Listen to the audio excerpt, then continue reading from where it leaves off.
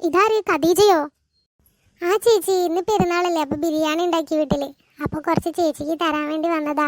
Taste നോക്ക് ചേച്ചി, ഇഷ്ടാവോന്ന് അറിയില്ല. ആഹാ, ബിരിയാണിയാണോ? നിങ്ങൾ ഉണ്ടാക്കണ പോലെ ഞങ്ങൾ ഉണ്ടാക്കിയ വരേയില്ലടി ജമീല. എപ്പോഴും ഞാൻ വീട്ടിൽ ഉണ്ടാക്കി നോക്കും, പക്ഷെ നീ ഉണ്ടാക്കണ ടേസ്റ്റ് കിട്ടുകയില്ല ഞാൻ ഉണ്ടാക്കിയ.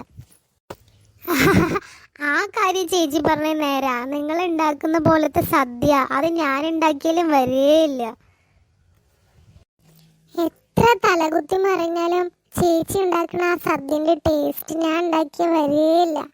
അതൊക്കെ എപ്പോഴും പറയും എന്നോട്. അതെന്തായാലും ഡി ജമീൽ, അങ്ങനെ ഓരോരുത്തർക്കുള്ള കൈപ്പുണ്യങ്ങളായിരിക്കും ഓരോ ഓരോ കാര്യത്തിൽ അല്ലടി.